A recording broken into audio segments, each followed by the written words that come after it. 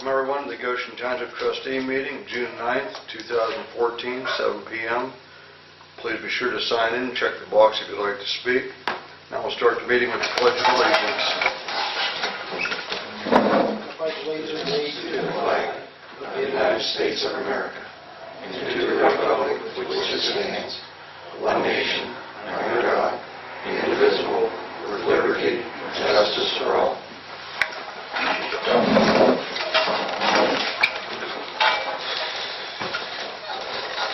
At this time, I'll make a motion to accept the minutes as presented. I'll second. Roll call vote. Mr. Patton? Yes. Mr. Heineman? Yes. Mr. Beeson? Yes. I'll make a motion to pay the bills as presented. Second the motion to pay the bills as presented. Roll call vote. Mr. McCracken? Yes. Mr. Heineman? Yes. Mr. Beeson? Yes. We'll start by signing that.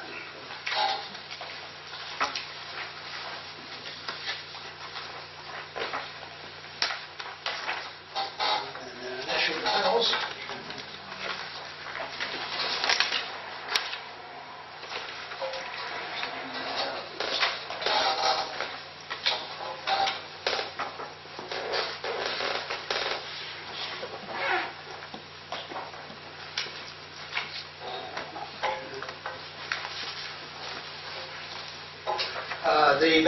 The bank statements for May are in balance, and everything balances out. The statements are back in the office. I'll bring them out and you have to sign them Okay. for the days out. All right. And also, I have a request to change the appropriations that we have to file with the county auditor. We're running out of money in some of the different line items, specifically natural gas, life insurance for the road department, and the big one was the way we pay our taxes, pay for the tax processing. They give us money, but when we get our last check for the half, they bill us for the county auditor and all the financial work and Board of Health and everything. And last year what I did was I just netted that out. If it was $10,000 with a $2,000 expense, I deposited $8,000. The state auditor says you can't do it that way. You've got to actually memo it out. So we didn't have enough money in those line items. So we just had to increase the line items to handle that kind of a memo transaction. So, and I've got that back there. We'll have to make a request to have that approved for submission to the county auditor, and it'll be known as Appropriations 2014-0609.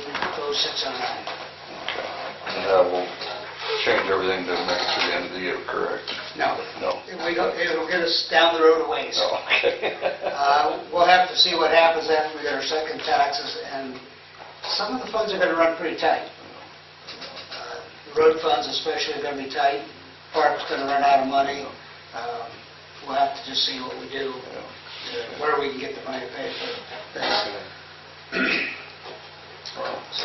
So I've made a motion to do, or you can make a motion. Yeah, I'll make a motion to send the changes to the auditor. I'll second the motion to send the changes to the auditor. Okay, roll call vote. Mr. McCracken? Yes. Mr. Heineman? Yes. Mr. Beeson? Yes.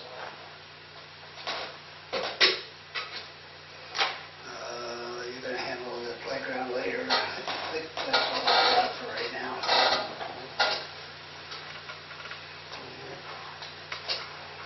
Okay, Jim. May totals, used 235 gallons of fuel. We had one burial, put about 80 ton of asphalt down, and put 1,039 miles on trucks. The only other thing I have is, I know we talked before, I know it's a month ahead of time till the yellow truck, the bids come in for that, as far as opening them and see what we get for that.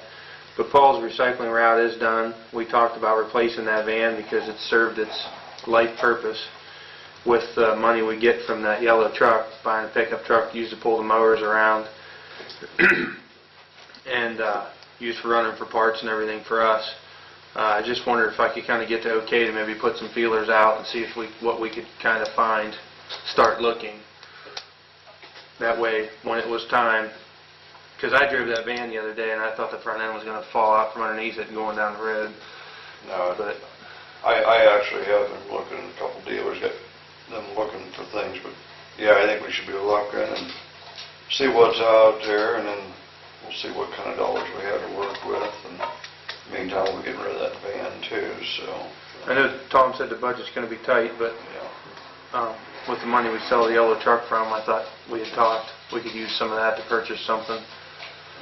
So, yeah. I mean, if we don't have nothing, we're going to have to take a truck away from us to pull that mow trailer.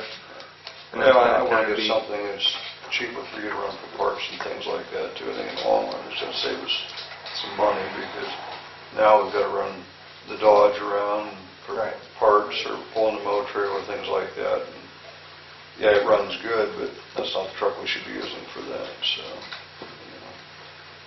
Haven't got any bids yet? Hmm. Bids on the truck. I haven't got any bids. I don't foresee getting many before the meeting, because once everybody's looking at it, it's from a ways off. Since they can raise their bids, I think they'll just hand them to us when we come to the meeting. I've had one local person I've showed it to, but the ones Jim's talked to is all been from Southern Ohio, I believe, so. Yeah, there's been a couple local people contact me on it, but most of them are other townships in the southern part of the state. That's, I mean, not purchasing anything, obviously, till we see what we get out of it, but just kind of start putting some feelers out, see Yeah. what we can find. I have no problem with that. That's all I have. Supper help? Yeah, we did find, kid lives up on Duck Creek Road. I guess he's starting that. I didn't get to talk to Paul how he worked out last Thursday. He worked with Paul all day, so it's somebody to help Paul. So, How did he do, Paul? Well, it's a little rough at first, but I think he's a young boy, he'll be all right. Okay. Anybody get a cover report from anybody? Tom Rhodes is working late, and he's gonna bring it in pretty soon, Okay. as soon as he can get here. Okay. Okay, Paul. Just have some money here for aluminum cans.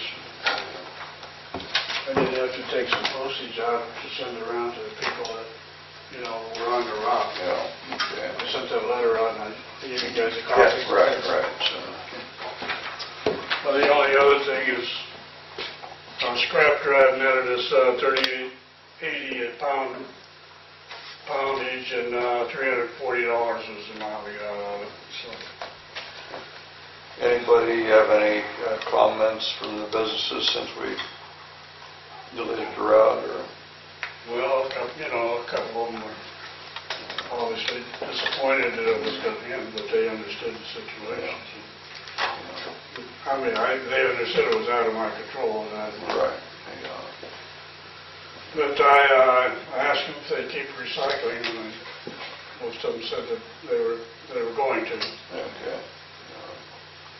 That's all I could do. Yeah, that's all we can, so. Thanks, Paul.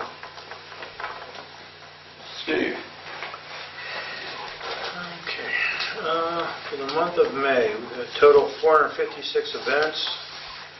It's been relatively quiet. We put a total of 5,930 miles on the car.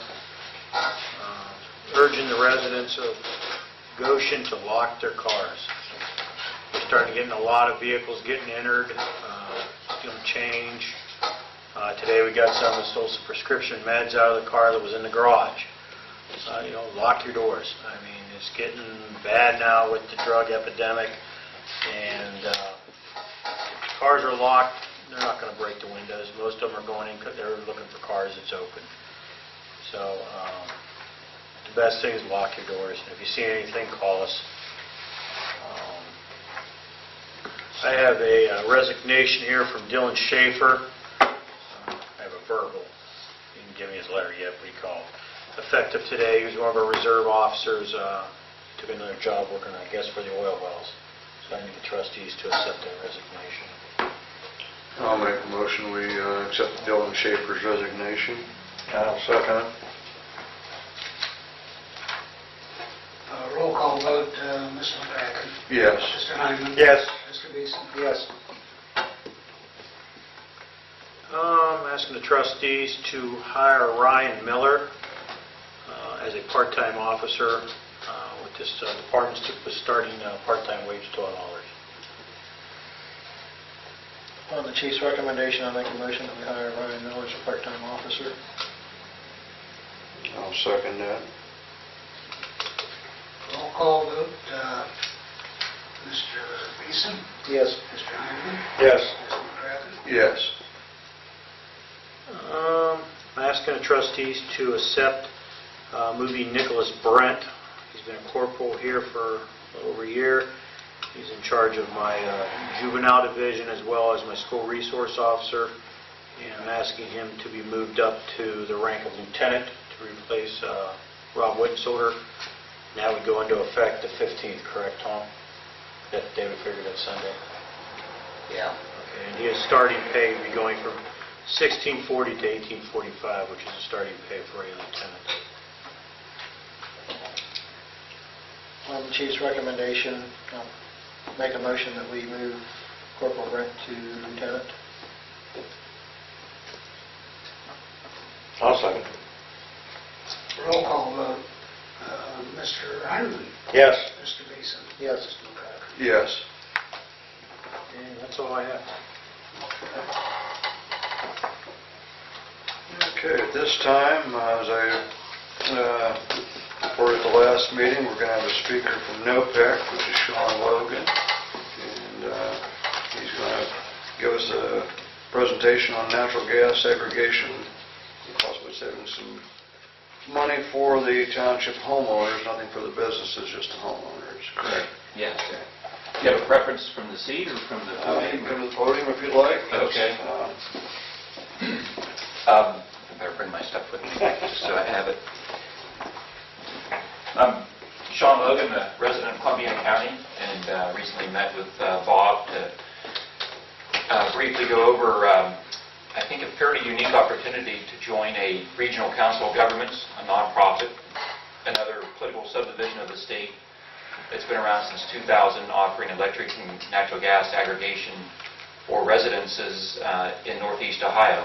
There's currently 10 counties that belong to it, and they've asked me to help make some introductions for their program into Mahoning and Columbia counties and focusing primarily on townships. And so Goshen is an important part of that part of the strategy. And according to the 2000 census, about half of the 1,200 homes, occupied homes in your township, receive gas. That's the latest U.S. Census data that Brenda Fargo, who's the gas manager and who I'm assisting directly from NOPEC, Northeast Ohio Public Energy Council, in this effort that she could find was the 2000 census. And according to the Mahoning County Board of Elections, there was 1,068 voters in the last gubernatorial election in 2010, November of 10, as a barometer of the likely number of voters likely to be voting this fall. Because it is a opt-out residential program, similar to the electric program through First Energy Solutions, any opt-out program, according to state law, must first go to the ballot, where they give you the general authorization to pursue a energy aggregation program, whether electric or gas. And in this case, it's just purely natural gas, to contract with a supplier. In this case, it's kind of unique because you'd be joining a regional council of governments that has already negotiated and has used years' worth of experience and leverage of over 120-some communities in Northeast Ohio that are already receiving the gas aggregation program. So the leverage of the aggregating and of collectively buying, cooperative purchasing, if you will, is already built into the contract that NOPEC Board of Directors, which is all local government officials from the existing 10 counties in Northeast Ohio, one representative from each of the counties, has already negotiated And part of that 6-year supply agreement from the chosen supplier, Next Era Energy, and NOPEC, is that by the end of the 6 years, 75% of the gas will come from the Utica.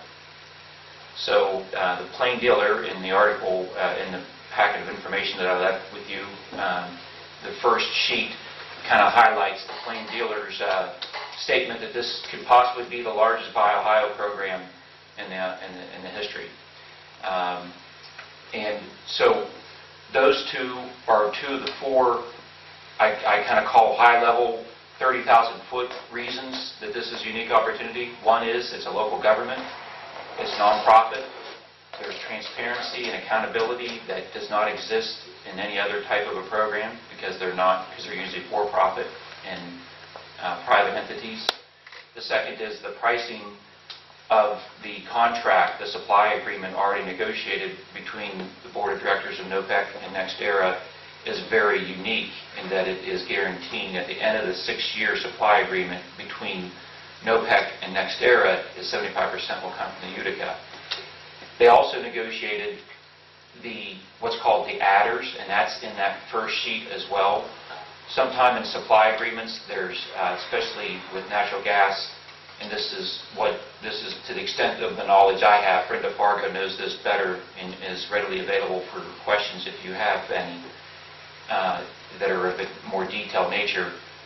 Adders are, I kind of describe it as a transportation contract where the price of diesel goes up and they put the extra surcharge into your contract, what they deliver to you. Now I'm really getting into other people's business that knows it better. But there's adders, they call them, in a natural gas supply agreement that can add some variables. In my previous 25 years of public service, including at the local level in Columbiana County, I always like to try to identify the variables when making a decision. What are the variables? How can I shrink the distance of those variables? How much can they vary? And because of the type of experience and knowledge both of NOPEC and NextEra Energy, these variables are much smaller than what you normally would find in a typical kind of broker energy natural gas supply program.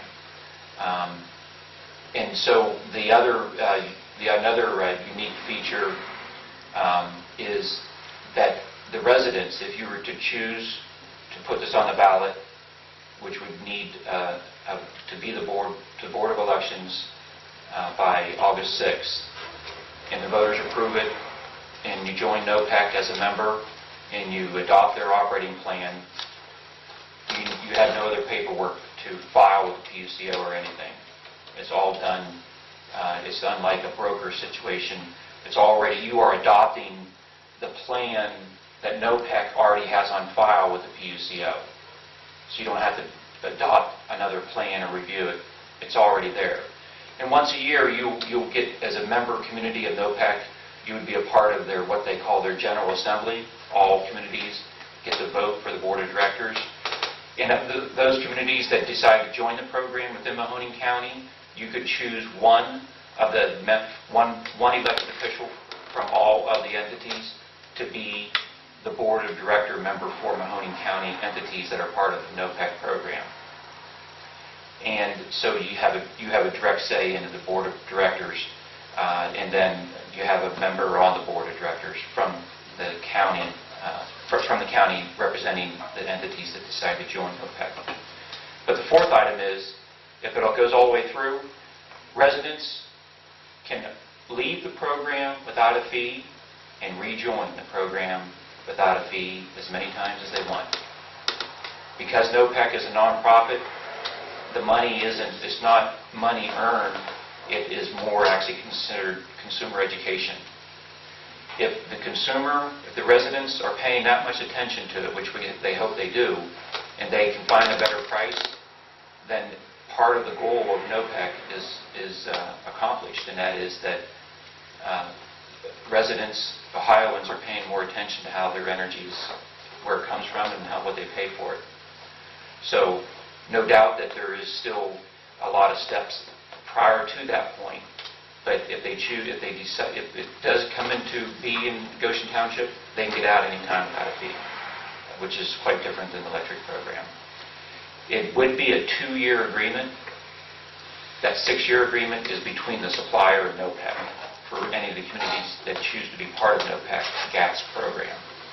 So we have to always keep those two things separate and understood. So it would be a 2-year commitment to be a part of NOPEC. But the residents can get out of the program anytime they want. Just real quickly, NextEra is a subsidiary of Florida Power and Light.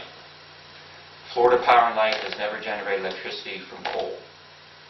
So they buy so much natural gas. The total gas used by the existing NOPEC communities is a rounding decimal for the total gas that Florida Power and Light buys in a given year. So some of the inherent qualities built into the pricing mechanism will lead to a very comfortable point where NOPEC Board of Directors believes that it will be lower than what is out there right now. There's no guarantee. There won't be a price quote, what it will be, but because of A, it's going to be in the end more of it bought locally from local production. There's less transportation costs coming from Louisiana and Texas. The pricing, the negotiation of the contract has already been made, the adders, and as well as then the third primary component of the pricing mechanism is that you're using the huge buying power of Florida Power and Light via their subsidiary NextEra Energy. So they created NextEra Energy to specifically go in the states that allow competition for choosing.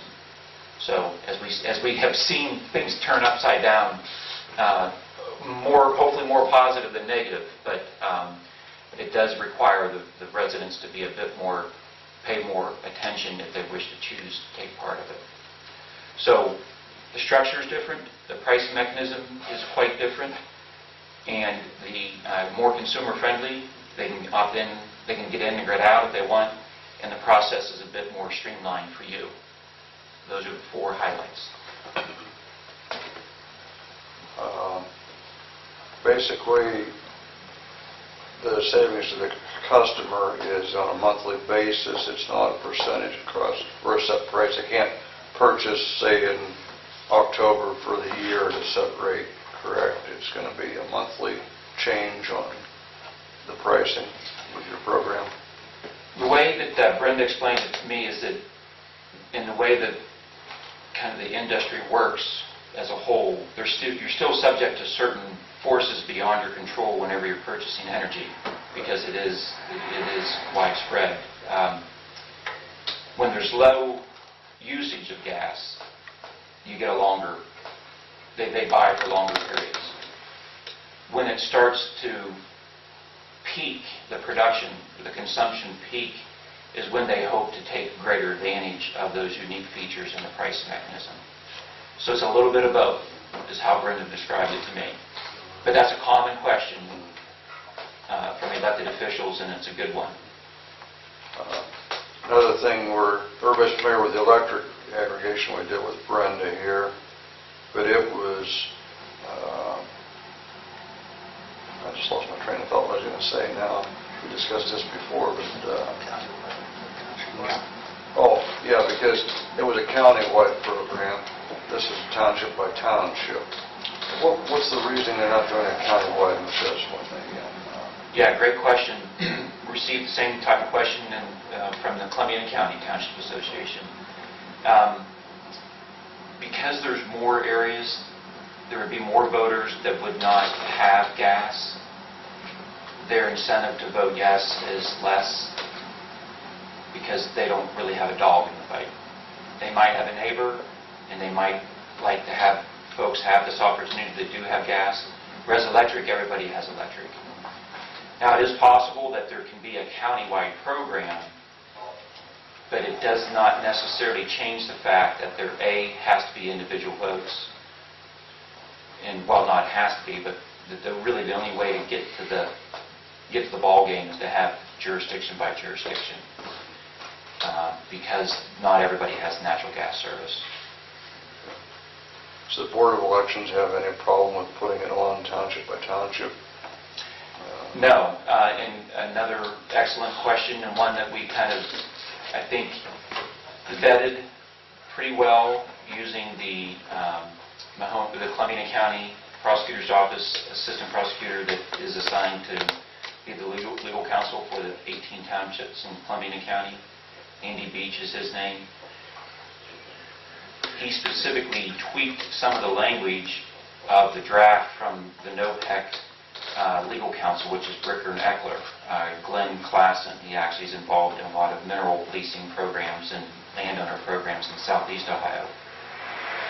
Different side of the equation is the production side, but he is familiar with the code sections.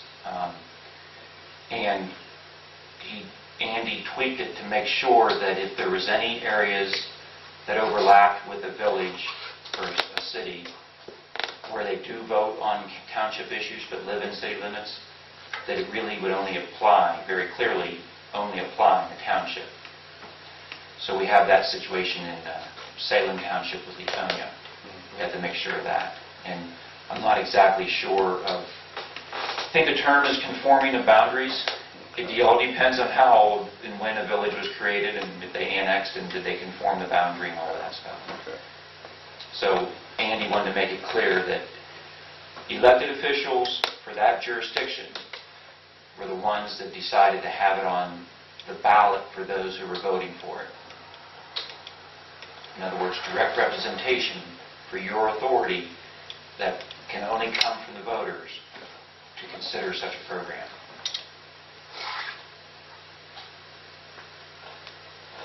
Now, this is only available to residential customers, not to commercial, is that correct? Yes, just like the electric, if you're larger, well, I think what was the answer? When Bob and I talked, we got an answer right back when we were in the 500 MCF. 500 or 700, it was one Here. or the other, but it was pretty small. So Yeah, it was, it's clearly, for instance, this building would not, no. uh, Some of your smaller farmers might fit into it, not too many of them. because anybody can shop right now. I mean, they're getting bombarded with messages, that we all are, I think, even if we don't have gas. I'm all electric, and I get gas solicitations at Guilford Lake. And where we live, and you know, it's just kind of a shotgun approach by some. And that's why in the legislature, we wanted to have a bit more of a vetting process, elected officials looking at this saying, okay, this is a reputable entity to be dealing with that can say to our residents, our citizens, here's an opportunity if you want to do this. And if you don't do this by X date, then, you know, if you don't opt out, then you're automatically in. I was in the legislature when both electric and gas passed, and part of the give and take was there were some consumer advocates that said you should only do opt-in. There should be an absolute affirmative decision by the residents. And the experience is that they just don't, that usually you don't get enough of participation because it's so new, and it's still new. I'm very cautious when I look at those solicitations myself. It's unlikely to get the number necessary to have the advantages of aggregating community usage. And so the opt-out program, the opt-out process came up, and the give and take was, okay, you can do opt-out, but the voters have to have another say in it. So that's why opt-in doesn't require a vote, but opt-out does. So it's a bit of putting the voters on notice. You have the opportunity, and then in the process, there's a sheet in there that has a timeline also for the process, and we can save that discussion for that. As far as NOPEC getting their funding, that's all back charged to whichever company they get, or to the gas company, correct, is where you're... Yeah, right. It's built in, it's kind of like a broker fee. And also the expense of putting on the ballot is also built into that. Yes, NOPEC will cover any cost it's unlikely, but I guess there can be different Board of Election decisions each county. I didn't realize this. I thought that if there was a statewide election, the state would cover it. But I guess some Board of Elections have some authority to have some additional charges, even when it's a gubernatorial year, which seems, I never knew that. I was just curious on that, where that stood. Yeah, it's a very good question, and one that has only come up a couple times in the past 4 months that I've been doing this. And she said she's definitely cleared that with the executive director for NOPEC is a former Portage County Commissioner, Chuck Kuiper. So she cleared it with Chuck, and that's what his and the board of directors' understanding is that they want to make it easy for entities to join. I see in your literature that you said savings of 50 to 60% for 1,000 cubic feet and maybe up to an additional 50%. Roughly, what's that translate into for a single-family dwelling monthly? I know it varies from customer to customer, but I'm sure there's some kind of a median as far as something. I do not have an answer for that directly, and I think there's an adjective describing that number in front of it. Hopefully, or likely, what does it word? It says could be an estimated savings. Could be, yeah. And then the next paragraph talks about the adders, which could add an additional up to, could be. Could realize as much as $1. Yeah. Yeah, those aren't quotes. Those are best guesses based upon their experience of being an aggregator, a nonprofit local government aggregator on behalf of the communities. That's what they would expect.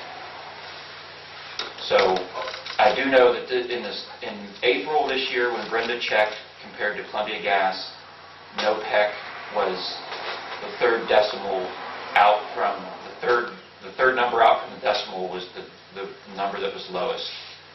So during the summer, and that was probably the beginning of the low usage period. That was a bit of a smaller number than what normally would be the case during what they hope to be the period when they can have the biggest bang for the buck. And I was going to try to find that real quick in my notes. And I might not be able to find it. Yeah, on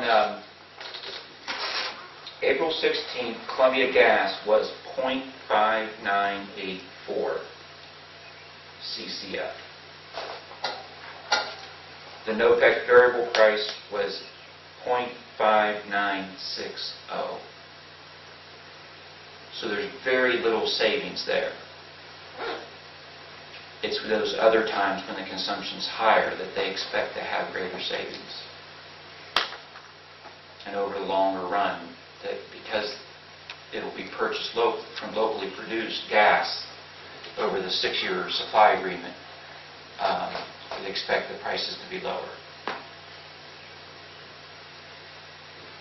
Well, as we discussed also, the transportation side might be quite a bit of savings because you were talking about the hub and the costs and so forth of transporting from across state lines. And if we would not do that, that was quite a savings there, I believe, too. Is that correct? Yeah, most of it, from what I understand, a large portion of what we use comes from the Henry Hub, which I think is in Louisiana. And then there's another hub in Cincinnati, I think, as well. So there's a couple toll gates along the way from where most of it comes from now. And that would not have to be paid if it's local. That's anticipated anyways. So. Now, if this were approved and the voters are in the program, the transmission lines are still maintained by Columbia or Dominion, is that correct? Yeah, good. Local Yes, right. service, Yeah. Yeah, we start our discussions nowadays from a higher level of understanding than what we used to when we all first started with the electric, yeah. The bill still comes from Columbia or Dominion, and it's the supply, which is the generation equivalent on electric. It's the supply that is shopped, that is competitively bid. Yes, good question. Why are they leaving the businesses and the commercial places out of it?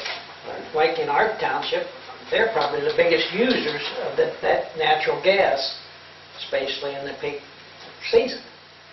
Good question. They can shop it now. I thought you said they was out of it, just the residents.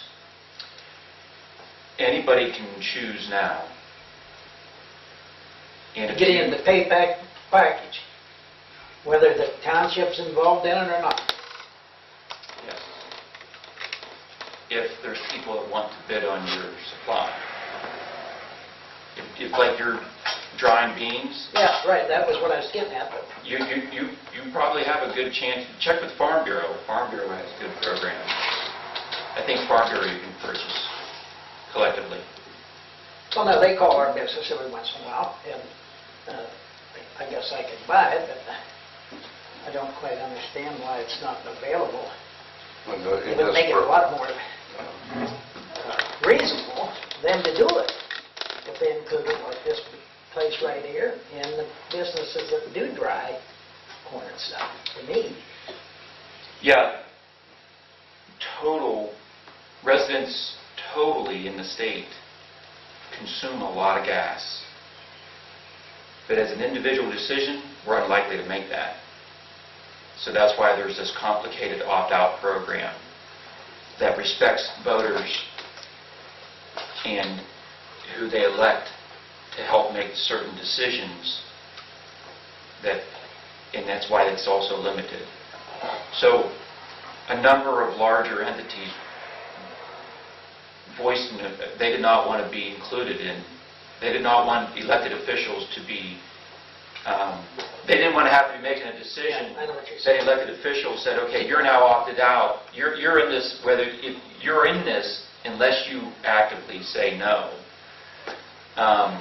So it's a balance between being respectful to residents and businesses, but also collectively trying to take advantage of the aggregation that's out there. Yeah, good question. Do you foresee the businesses will ever be included in this, being that Governor Kasich is pushing the Buy Ohio and promoting business within the state? Is that something that's a possibility down the road, or? I don't think anybody really wants to touch aggregation legislation. I think that most probably want to keep it small, keep it to the small consumer, because larger ones can go in together. Like the Ohio Manufacturers Association, Ohio Township Association, right? You shop this, Bob? Right. Yeah. For the township buildings that, as an individual consumer, the township as a consumer, can join Ohio Township through Ohio Township Association and aggregate. Okay, then why would we want to vote for it? If you can do it that way. That's just what the township consumes. Yeah, that's something Yeah, for well, that's something for the residents on that No, I side. understand that. I mean, I think the electric thing is a good thing, personally. And it get incorporated both. Well, this will be better. I hope you're right. Because they're going to have a say in who runs it, for one. And two, is by the end of the supply agreement, it's going to be local. I think what Abe's getting at is, we have no choice for this building. Right. He has no choice for his Farm. farm. Well, no, You can shop at any time. Yeah, you he want. can- you really can. Yeah, Yeah, he's right about that. Right. but the way I understand, this could be an additional savings. I don't think the way it's set up, just for the residents. Anytime you deal with energy, you deal with economics. And whenever you deal with economics, you deal with economists. And often, when you deal with public law, you're going to deal with legislators and economists and regulators all rolled into one. That can usually, hopefully, be positive. Well, yes, this program here is strictly aimed for the resident. Yeah. The farmers have other areas to go to get compensated for the fuel and all that stuff. He's getting it somewhere for the farm, but now he can get help now for the house, for the residential end of it. And that's where the issue is going to come with some of the farms, because some of the farms out here are strictly, some of the bills come through as farm bills. Or you're going to have the issue where you have business or home / business in a house, business and home. So how are you going to handle that? Yeah. That might be the Just like issue, electric, business and home. It goes back on the amount used. That was the breaking Yeah, point. but if this program isn't built for business, then it can't be for what's being used Well, at home. actually, it sort of was misspoke when we say it's not for business. It's for anything that uses up to that 500 or 700 Cubic feet. Yeah. cubic feet. And I forget what that figure was. We called and got it. You're going to call and get it again now. No, I just look back. Okay. But that was the breaking point. It wasn't business, non-business, whatever. It was just the amount used. So that's why I said some small farmers probably could fall into the program. Very small, not like we used to have in the old days. There's a few of those around yet, not too many, but that's where the breaking point was, is just on the amount used, not per se business, not business. Because if you got a home that you have a little dress shop, that's considered a business, but yet you wouldn't use that much gas, so you still could use this program. 500 MCF Yeah. per year. Per year. And with the other thing you asked that day, which is really good, and I didn't know the answer to, was yes, they can budget this. Okay. This can be part of the budget, unlike electric. Okay. I should add that in there at the beginning, huh? Yeah. So, yeah. But don't the average house use about 200? Is it 100? I thought someone told me 100, but I think you're probably I would close. think it'd be more than 100. But I would say somewhere around 200. That's probably hot water tank and heat. Well, I mean, if you're heating a house and a hot water tank and maybe a clothes dryer, I mean, it, stove. Usually where there's both services, it's usually gas is usually the heat and the hot water, right? It's been my experience anyways. It all depends. I would say a lot of, if they have a lot of homes, I would think, the only thing electric would be lights and the TV and... Yeah, most everybody, if you have gas, you put everything on gas, you can, so. Right. And they also have their eye on the heating oil and the propane situation as well. That's a really difficult nut to crack for a regional council government, because then you're going to be getting into small business suppliers and such. Very small suppliers, I mean. Yeah. With what arose here this last winter, that's going to be a big issue too. I mean, people's going to want that because Wait, propane. propane was a real issue there this last winter, so. That'd be a big issue. Yeah, it's an interesting situation to think how you would solve that, with the tanks being owned by the supplier usually. True. Now, The other is, of course, as we've heard, and you asked also, Bob, at one point, was the extension of lines, distribution service lines, and it just ain't happening right now because the price is so low. The unit prices of the product is so low, it takes too long to recover the infrastructure costs. There's a small business in Columbia, in St. Clair, the Calcutta area, St. Clair Township, that $75,000 for 210 feet extension is what they were going to have to pay if they wanted gas service.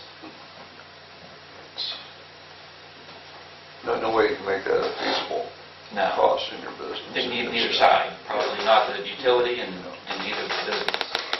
Depends how much you use. Just from here down, it was probably, I don't know, it was 400 feet, it cost me 18,000. Mhm. It was well worth it. 400 feet, 18,000? Yeah. Yeah, you got a deal from what was asking this last year here. I didn't think it was a deal, but maybe it was. We have one up here, a little Slanker's little shop up here. Yeah. And they were at 76,000 to go.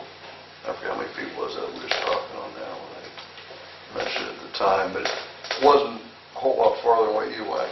Yeah, sure, I know where you mean. Yeah. Come off a diagonal road up to their shop, which is not all that far. Actually, down Middletown, it's closer. Oh, is it down the middle Yeah, down at that yeah. intersection? Back Yeah. up. Well, gas is down past the shop down there. They didn't have to go that far. The gas is down to Quality Fab down there. Gotcho's old building. Garza's old building, On those, Yeah, on Middletown. Middletown. So they was gonna go from there up. Oh, okay. And it's Yeah. actually a little past that, I believe. He told me just where it was at there. But it was a ridiculous amount for what the issues were. But if they would go to the propane and so forth in the future, could that be added to this program, or is that going to be a thing we're going to have to come back and put on the ballot and do the whole thing with again? Great question. I don't think anybody really knows for sure. I mean, this, just since this heating season, that, Right. in other words, because NOPEC is governed by elected officials, they're hearing it also. Right. And there's a lot of townships involvement in NOPEC, so they're hearing it. It's probably in our township, we probably have almost as many propane customers as we have natural gas. Probably. And then I think I might know the answer. The revised code does not provide for any, it's not a utility. So it wouldn't have to go to the ballot. It would be more NOPEC, Oh, okay. probably directly competing with suppliers.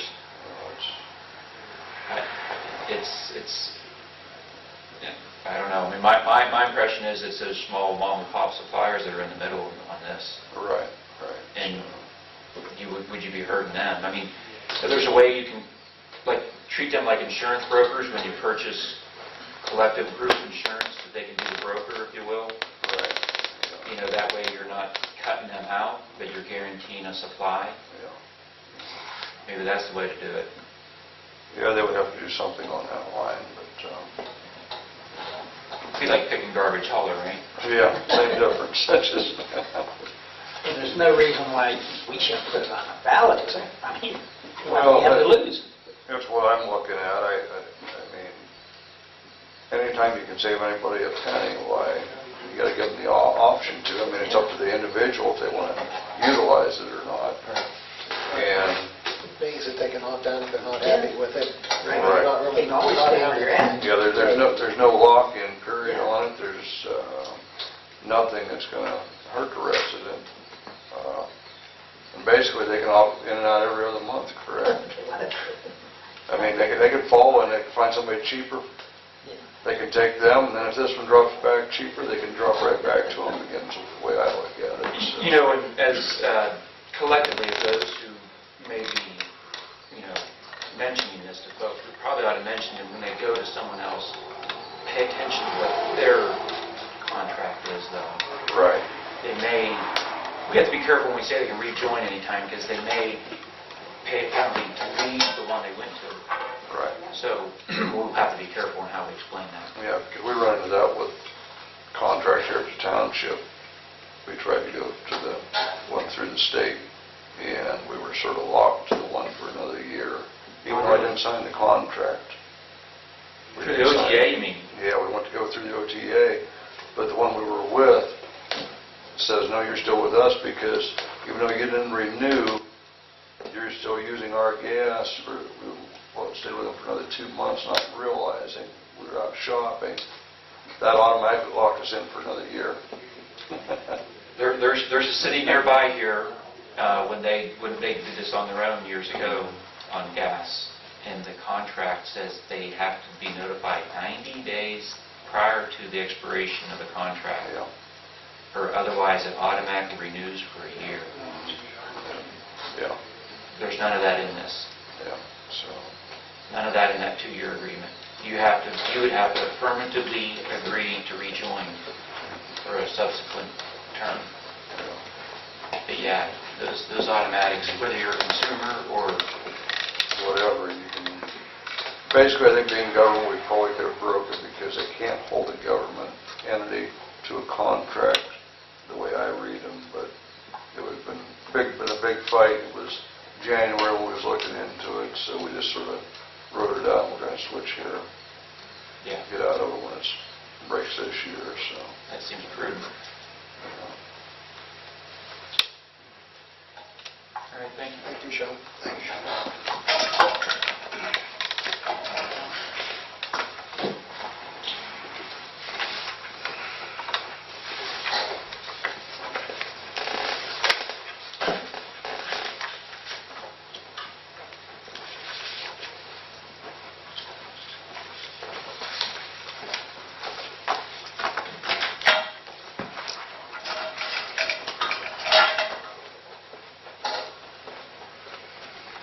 Okay, Abe? Bob had asked me last meeting about the park, about a way to bring in money to the park. Well, I don't know there's too many parks are built to bring the township money. But if you wanted to, I think probably around Halloween time, if you thought you wanted money to come in, you could probably have a ghost walk or something there for about 3 weekends and probably make money, but I'm not suggesting that's the way that you could make money on the park, you know, but I just don't know if anyone does. And I might add that I did call up there twice, between the Monday and the Monday after I was here, to the head guy. He was in the office, he's secretary, I said, yeah, he's in. Put you through, he never accepted my phone, and I tried him the next week, and it's the same deal. So I know it. And naturally went. It's a government entity, really, the more acres they have, the more money they're going to take to get in from the government, from Michelson.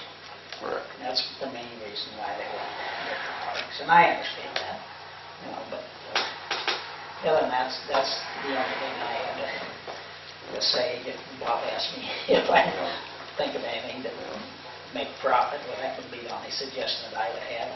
He would take work, you know. There's places that do make money doing that. And I mean, it's not that we're there to make money, No. it's just everybody else has a park district to support their parks. And then the residents are actually paying. And I don't ever want to see that for the parks that we have here. We're already paying tax for parks. I fully understand. So I mean, I'm just looking to utilize what the residents are already paying, is what I'm looking to do, so. And like we both know, the best thing, if they would give us some money that we pay to that park back to keep our park, we'd all be happy, I think. Getting that through them, their brain, that's not going to happen. That's the only thing. I would like to make a comment maybe on our workforce, you know. We don't have any more roads than we had when Harry Carlin was here, to my knowledge. We have better roads, and we got better equipment to keep them, mowing and stuff. He was kind of begging for more help. Personally, maybe you need a manage to help you out a little better. I think we have awful good help. Paul, Randy, and Jim. I think them 3 guys can certainly manage right. Could keep things, well, as far as I'm concerned, they're doing a good job right now. Doing an excellent job, I think. Yeah, so do I. You know, I don't see hiring more people, especially when Tom's saying the budget will be in tight and need more money. I don't know if you've got to get the money to pay more help. That's the comment I had on that. I think one thing there, though, Abe, we'll go back 40 years with Harry. He didn't, mow back. They had the old 5-foot sickle bar mower one pass down, one pass back up the other side, and on to the next road. We're going back to the ditch 4 times a year, usually. Correct me if I'm wrong, Jim. Really? 4 times a year, and going back on that back side of the ditch twice a year. So, you know, and for every mile of road, you're actually, when they're going them 2 passes back, you know, that 1 mile of road turns into what? Well, 2. 8 mile road, actually, because they're going 4 passes on each side. Now, some roads are 3, some 4, so I suppose there's some places it's 5, and that's still, you know, and I feel that the residents really appreciate that. I mean, they try to mow back to their crop, on an average back to the electric poles. Usually the electric poles, telephone poles are on the edge of the right-of-way, and, you know, I think that's one thing that makes our township stand out. I mean, you go to some of these other ones and 1 pass, 2 passes maybe, you know, and here again, it's a time, I mean, that takes a lot of time. I understand that, but we have a lot better equipment than here. You talk about Oh. the bicycle mower, the mower that he's running right now, he can mow, I guarantee you, 3 times as much in one day as Harry did with that 5-foot sickle mower, trust me. With the ditching that we've done along the roads and stuff, and it's nice, we've made it, you know. Yes. No, I can't see it's that much more time consuming. Yeah, it is a little bit, that's all I have to say on the issue. Thanks, Dave.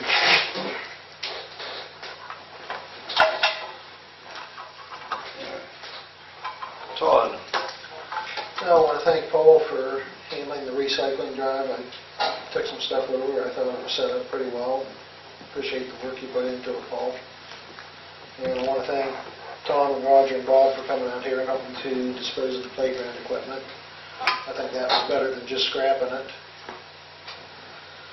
And the only other thing I have, talked to Tom a little bit the day we had the auction out here.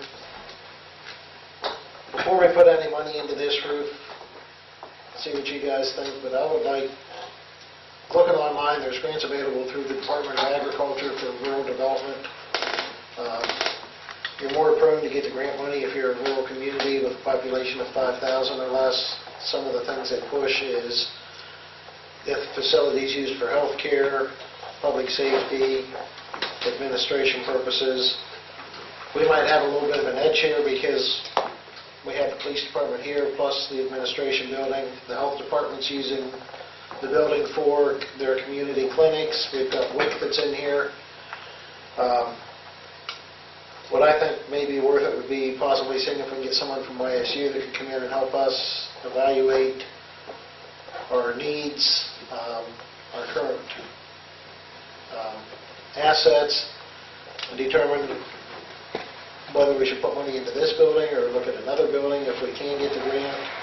And if we decide to apply for the grant, I'd like to try to find somebody that can help us with the grant paperwork, because I think we're going to have a better chance of getting the grant. We can go out here and fix these couple flat roofs. We're just putting a Band-Aid on it because this building, the old part of the building is still over 50 years old. The boiler system's old.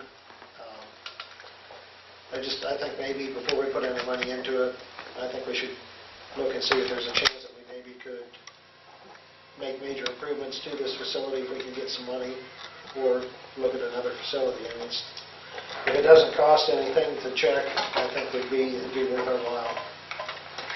I think that's got some good ideas. I think if we're going that route, we should try and make, you know, we've talked before, maybe make an emergency shelter here also, and roll that into the same grant, because it might help there too. Right, because with Colonial Villa, you know, if you have tornadoes, you know, they're coming, a lot of those people have no place to go. Right. With the police department here, you know, it'd be able to be opened up so that we could let people in. Yeah. Plus possibly install the emergency generator that we've talked about before. Right. There you go. I mean, I think with the the change we made in the drainage on the roof, we've alleviated some of the problem up there, so, if you want to look into that, I think we could,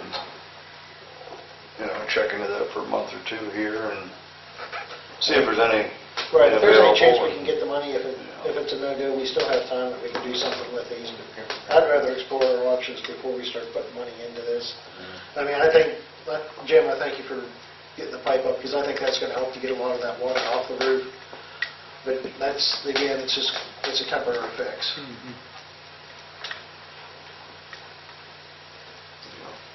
Yeah, I mean, if you want to delve into that, why, I'm going to see what I can find out before the next meeting. let's do that, so. That's all I have. Roger. I really don't have anything.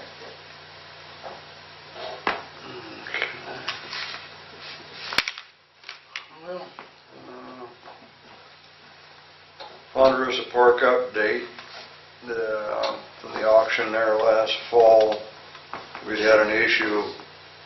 We had two bidders, and I placed a complaint trying to get the second bidder to be able to purchase it. He didn't have the proper amount down, I guess, at the time of the auction or whatever. Some issues with the way the auction was run, but went in front of a judge, which hasn't made a decision yet, but between the two parties that had bid on it, they've come to an agreement with the prosecutor's office, and people's probably seen the survey tape up there the last few weeks. They survey's supposedly done this week, and hopefully the transfer of that second auction parcels will be done by the end of this month, so one less thing, that way we don't have to contend about worrying about the buildings under our control anyhow, once this transpires. That's the big issue. As far as all the little parcels, it's the third section there. They still say that's a couple, 3 years out, so I'm not gonna go there. I put my 4 cents in over there and it doesn't do any good, so, yeah. As Todd said, we did have the playground auction here. What did we end up getting out of that? $478 total for everything. Most of it was gone that same day. Yes. Did a good job cleaning up, moving all the cement into one spot for Jim. All right. Very nice. Okay. And next, just basically giving some information to you guys. These are a copy for each of us. Our school resource officer contract is up with Village of Beloit again.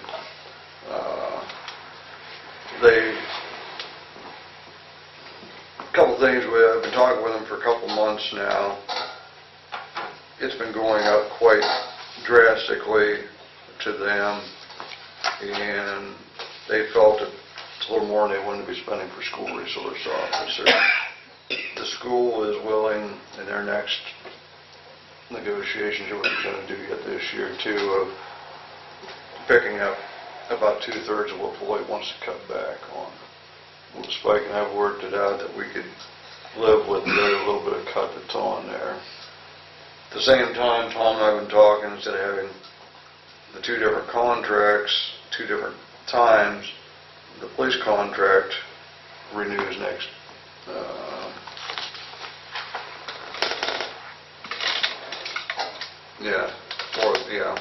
April 30th of next year. And Beloit was in agreement, they'd sort of like to roll them at the same time. So come up with some figures here, and it's for you guys to look at. I just want your approval to go ahead and work with Beloit. The contracts are staying the same as far as the wording of the contracts are changing, except for just another 5 years with the dollar amounts, so. Okay. Is there any increase on the police contract? There isn't on that, because that there puts it right at, and they're like all the rest of the government agencies, we're pretty much strapped to that set fund.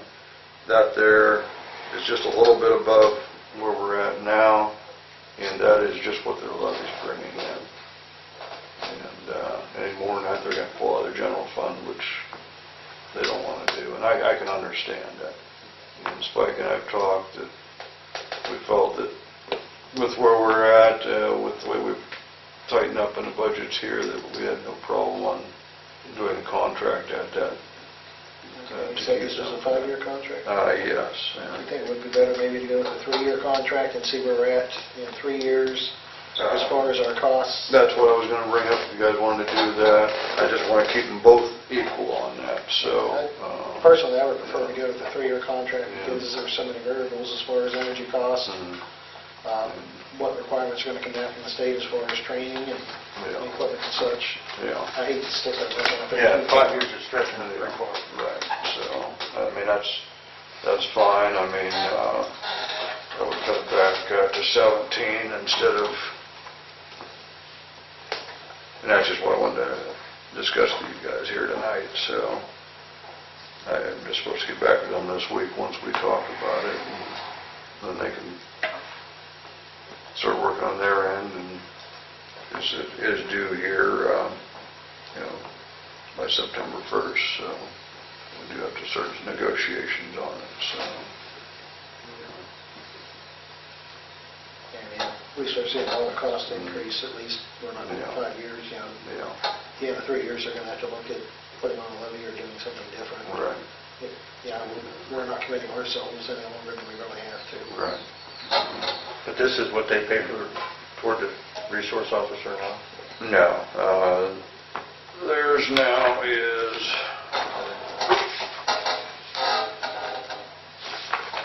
like I said, it's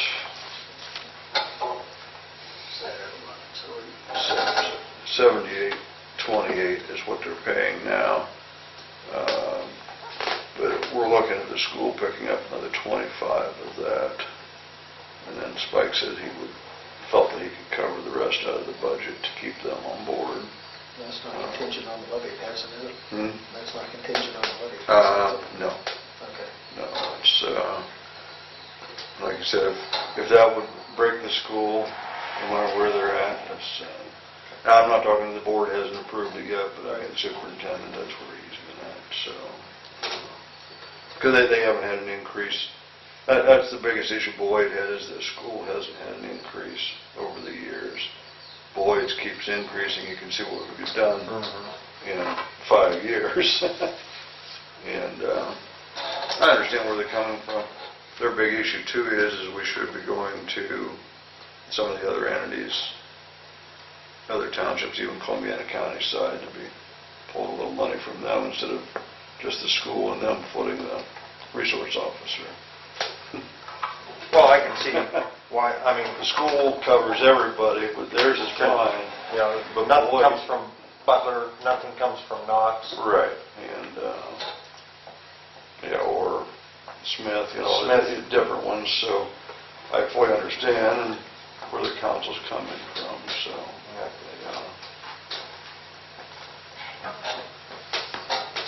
Because you can probably even get a few, I'm not, there used to be a few Portage County kids come There is. in that North Benton area. Right, there is a few up there, and, so I mean, there's a lot of area that's not Yeah. putting anything towards it except for what they're paying in the school tax. And, so I think that makes it fair to Boyd to keep them on board, and, if I was Boyd council member, I guess I shouldn't say it, but I might fight a little harder than that, but they were happy with what we sort of discussed, and again, I'm just talking with one person, it hasn't gone across their board yet, so. Well, could you do a 3, because I know we're going with an option for a 5? Because the training is pretty much staying, we're using the BCI. I mean, if they're all right with a 3, then I guess that's okay. But the 5 worked good also, so it's kind of whatever you guys would like to do. I'm open for either one. The 5 didn't really bother us too much. And we were kind of the same thing in 5 years back then too. We didn't really know what it was going to be. I'm willing to do, whatever we can do to help.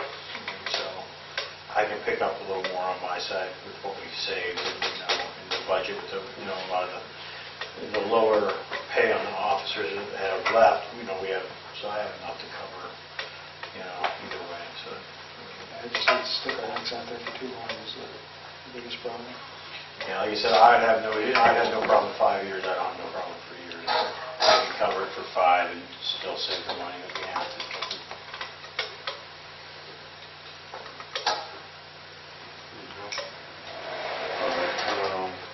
Start some negotiations with them on the 3 and see where they feel on that and bring it back to the next meeting, with more information.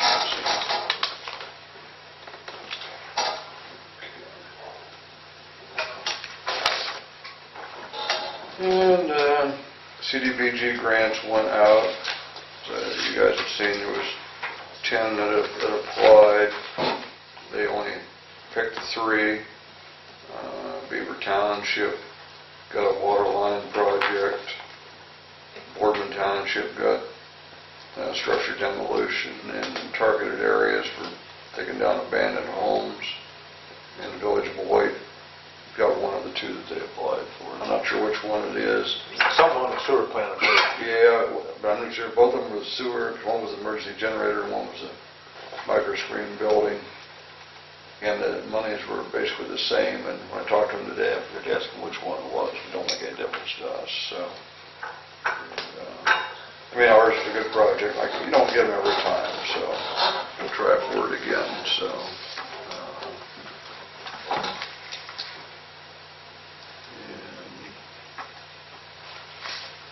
In that same issue, I don't know, I've always gone and picked up before, but if you guys, I don't know, Todd's in Canfield, July 1st or 2nd, 10 a.m. or 2 p.m. We can pick up our CDBG book up in Youngstown, Eastgate. I don't know if you'd be able to do that, Todd, since you're Yeah. partway there. And what time, 10 a.m.? You got your choice. Right there, I'll just give you this paper, you can pick one of them, and then they sort of will go through it, and they got a little meeting there, they'll explain how you go through the grant, sort of work out on the grant, so it might be helpful on some of the other stuff you're looking at too.